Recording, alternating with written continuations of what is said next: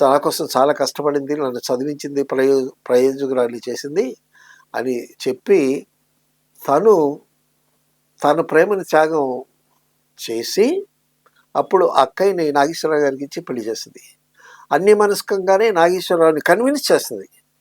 మా అక్క చాలా మంచిది, ఆవిడ మీ జీవితంలో భార్యగా రావటం చాలా బాగుంటుంది, మీ ఇద్దరికి బాగుంటుంది, నా కోసం ఎంతో కష్టపడింది, రాత్రి పగలు మా ఇల్లు మమ్మల్ని అందరినీ పోషిస్తే మా అక్కే అని నాగేశ్వరరావుని కన్విన్స్ చేసి వాళ్ళిద్దరికీ పెళ్లి చేస్తుంది. పెళ్లి చేసిన తర్వాత ఒక బిడ్డ పుడతాడు వాళ్ళకి. ఆ బిడ్డ పుట్టేటప్పుడు వాళ్ళు పెరిగి పెద్ద అయితే దీపావళిలో ఒక పాట పెట్టారు. ఆ పిల్లాన్ని ఆడిస్తూ పాడే పసివాడ ఆడేనోని నీతోడ ఆనందం పొంగేనోయి దీపావళి అని ఒక పాట పడుతుంది. ఆ పాట పాడి ఆనందంగా ఉంటారు. బట్ ఆ కథ అలా సాగుతూ ఉంటుంది. సాగుతూ ఉంటుండగా కృష్ణకుమారికి ఏదో మరి జబ్బో ఏదో అనుకుంటా కృష్ణకుమారి చనిపోద్ది. కృష్ణకుమారి చనిపోతే అప్పుడు మళ్ళా దీపావళికి అదే సేమ్ ట్యూన్ రిపీట్ చేస్తాడు మ్యూజిక్ డైరెక్టర్. ఆడే పాడే పసివాడ అమ్మ లేని నేను చూడ అని అదే సాంగు అప్పట్లో పాత సినిమాల్లో హ్యాపీగా ఒక సాంగ్ ఉండేది. ఏది విషాదమైన సన్నివేశం వచ్చేటప్పుడు అదే ట్యూన్ స్లోగా పెట్టి సాహిత్యం మార్చి వినిపించేవాళ్ళు. అదొక స్కీమ్ లాగా ఉండేది. సో అప్పుడు బి శైలజాదేవి పెళ్లికి బహుశా జగ్గి గారు చేసుకుంటారు అనుకుంటా బి శైలజాదేవి. అప్పుడు తల్లి లేని బిడ్డ కదా వీడు, నాగేశ్వరరావు గారి కొడుకు. ఆ బిడ్డని కానుగ్గా ఇస్తాడనమాట. పెళ్లి కానుగ్గా ఆ బిడ్డని వాళ్ళకి ఇచ్చేసి నాగేశ్వరరావు గారు వెళ్ళిపోతూ ఉంటాడు. వెళ్ళిపోతా ఉంటే విషాదంగా ఒక పాట వినిపిస్తూ ఉంటుంది. అందులో అన్ని పాటలు హిట్టే.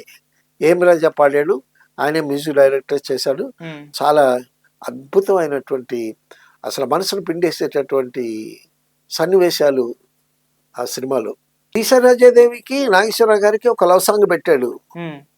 కన్నులతో పలకరించు వలపులు ఎన్నటికీ మరువరాని తలపులు అని ఒక మంచి ట్యూను, మంచి పాట. వాళ్ళిద్దరికి నాగేశ్వరరావు గారికి బి శైలజాదేవికి మంచి లవ్ సాంగ్ ఒకటి పెట్టాడు. వాళ్ళ ప్రేమని చాలా బలంగా చూపిస్తూనే ఒక్కసారి కట్ చేస్తాడు. నేను ప్రేమిస్తున్నాను అతన్ని అని చెల్లెలతో అక్క చెప్పేటప్పుడు అసలు థియేటర్ స్పెల్ బౌండ్ అనమాట. ఎంత షాకింగ్గా ఉంటుందో ఆ సీను. అంత అద్భుతంగా డీల్ చేశాడు శ్రీధర్ డైరెక్టరు. శ్రీధర్ అప్పట్లో నాకు తెలిసి చిత్రాలయ అని ఒక సినిమా మ్యాగజైన్ కూడా ఉండేది అనుకుంటా. ఉండేది చిత్రాలయ అని సినిమా మ్యాగజైన్ ఉండేది. ఆ మ్యాగజైన్కి వేటూరి సుందరరామూర్తి గారు ఎడిటర్గా ఉన్నాడు. అందులో సినిమా పాటలు రాయటానికి ముందు వేటూరి సుందరరామూర్తి గారు ఆ మ్యాగజైన్లో పనిచేశాడు ఆయన. సో అక్కడి నుంచి లిరిక్ రైటర్గా మారాడు వేటూరి సుందరరామూర్తి గారు. డైరెక్టరు చాలా చాలా బాగుంటాడు మనిషి. శ్రీధర్ అనేటటువంటి డైరెక్టరు చాలా మంచి డైరెక్టరు, మంచి అందంగా ఉంటాడు. ఆయన సిగరెట్ కాల్చే స్టైలు కొంతమంది ఇమిటేట్ చేస్తారు. అక్కడ ఇలాగ సిగరెట్ కాల్చి వేసి సిగరెట్ నలుపుతూ ఇలా డాన్స్ మూమెంట్ లాగా ఉంటుంది అని చాలా గొప్పగా చెప్పుకునేవాళ్ళు ఆ డైరెక్టర్ శ్రీధర్ ఆయన గురించి. తర్వాత చాలా అద్భుతమైనటువంటి సినిమాలు చేశాడు ఆయన. ఈ సినిమా తమిళ్ నుంచి వచ్చింది కదా. తమిళ్లో నాగేశ్వరరావు గారి హీరో క్యారెక్టర్ ఏమో జెమినీ గణేషన్ చేశాడు. జెమినీ గణేషన్ చేశాడు. తెలుగులో జగ్గ వేసిన క్యారెక్టర్ ఏమో తమిళ్లో నాగేశ్వరరావు గారు వేశాడు. నాగేశ్వరరావు గారు తమిళ్లో చేశాడు. కళ్యాణ పరిస్థితిలో జగ్గ గారి వేషం, తెలుగులో జగ్గ వేసినటువంటి వేషం కళ్యాణ పరిస్థితిలో నాగేశ్వరరావు గారు వేశాడు అనమాట. అంటే నాగేశ్వరరావు గారు ఏమో బి సరోజాదేవి హీరోయిన్. బి సరోజాదేవిని తమిళ సినిమాలో పెళ్లి చేసుకుంటాడు. తెలుగు సినిమాలోనేమో పెళ్లి చేసుకోవాల్సిన వాడు విషాదాంతంతో మరొకడికి అప్పచెప్పి పెళ్లి కానుకగా తన బిడ్డని ఇచ్చేసి వెళ్ళిపోతూ ఉంటాడు.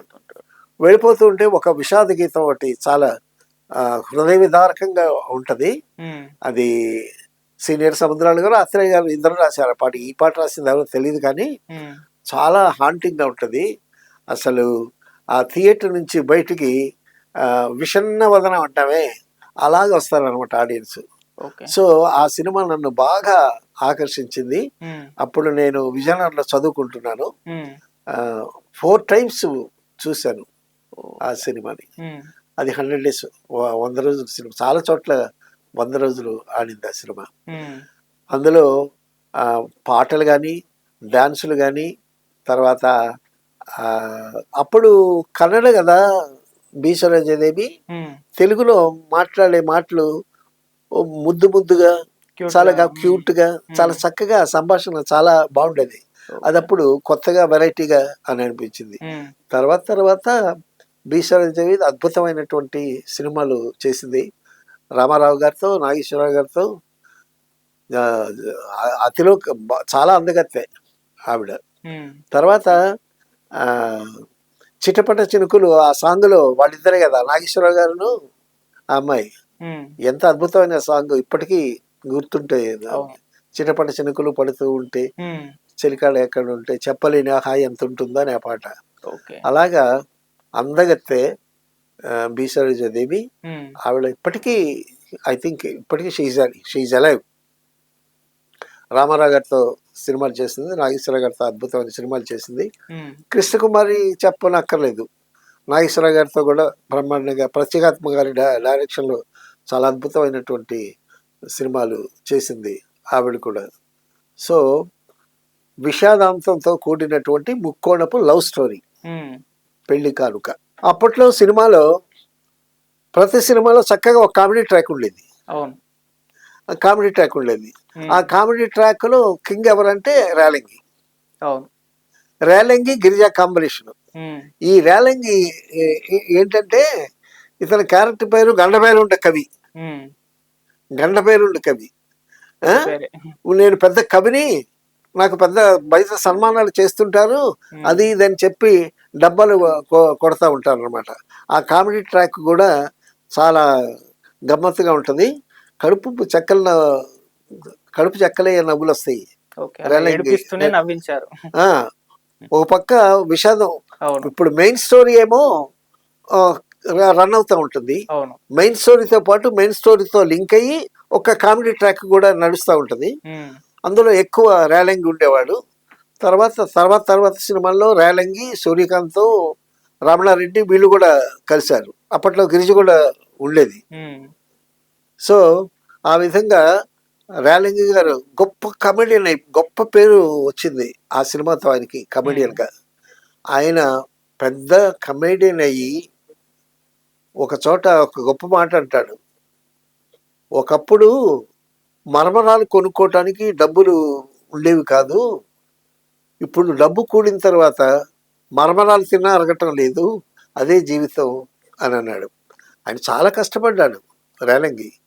పుల్లయ్య గారి దగ్గర బాయ్ లాగా పనిచేసి నెమ్మదిగా అన్ని పనులు చేసేవాడంట. పుల్లయ్య గారి దగ్గర పనిచేస్తూ నెమ్మదిగా చిన్న చిన్న వేషాలు వేసుకుంటూ పెద్ద కమెడియన్ అయ్యి, అసలు 100 days రామారావు గారి సినిమాలు కానీ, నాగేశ్వరరావు గారి సినిమాలు కానీ 100 days ఫంక్షన్ అయితే వెళితే వీళ్ళందరూ వచ్చేటప్పుడు కన్నా రేలంగి స్టేజ్ మీదకి వచ్చేటప్పుడు మాత్రం ఆడియన్స్ కేరింతలు కలకలం అన్నమాట. సో అంత ఎత్తుకి ఎదిగి అంత గొప్ప పేరు తెచ్చుకున్నాడు. బిగినింగ్ స్టేజ్లో చాలా కష్టపడ్డాడు. తర్వాత ఎస్వి రంగారావు గారిని ఇండస్ట్రీకి పిలుచుకొచ్చింది కూడా రేలంగి అన్నట్ట. సో ఆ విధంగా అప్పటి ఆర్టిస్టులు ఎంతో కష్టపడి పెద్ద పెద్ద లెజెండరీస్ అయిపోయి ఒక గొప్ప చరిత్రని సృష్టించి వెళ్ళారు. అలాగే రేలంగి కానీ, సూర్యకాంత్ కానీ, రమణారెడ్డి కానీ, నాగేశ్వరరావు గారు కానీ, సావిత్రి కానీ, రామారావు గారు కానీ, నాగేశ్వరరావు గారు కానీ, వాళ్ళు చాలా బిగినింగ్ స్టేజ్లో చాలా కష్టాలు పడి పైకి వచ్చి పెద్ద లెజెండ్స్ అయ్యి సినిమా ఇండస్ట్రీకి ఒక వైభవాన్ని మిగిల్చి వెళ్ళేటటువంటి గొప్ప నటీనటులు, గొప్ప వ్యక్తులు. Thank you so much sir. Thank you.